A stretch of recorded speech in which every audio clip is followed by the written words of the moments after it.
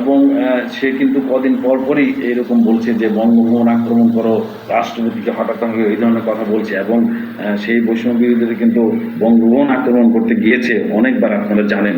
কিন্তু বিএনপির তীব্র বাধার মুখে বা মোট কথা সেনাবাহিনীকে রাজি করাতে পারে নাই, যার কারণে হয়তো বঙ্গভবনটি বা প্রেসিডেন্ট রক্ষা পায় এবং বঙ্গভবন লুটপাট করতে সক্ষম না। তারপরেও তারা কিন্তু তিনি কিন্তু বলেই যাচ্ছেন, কদিন পর পর বঙ্গভবনের কথা বলছেন, কদিন পর পর গোপালগঞ্জে বঙ্গবন্ধুর কবর সমাধির কথা বলছেন। এখন একটি কথা বলি, আমার হিন্দু ভাইয়েরা, আপনারা মনে কষ্ট নেবেন না, আপনারা বা অন্য ধর্মের লোকজন মনে কষ্ট নেবেন না।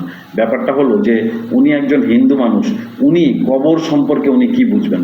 কিন্তু যারা আঘাত করছেন, যারা ভাঙচুর করতে যাচ্ছেন, তারা কিন্তু মুসলিম, তারা তো একটা কবর সম্পর্কে জানেন।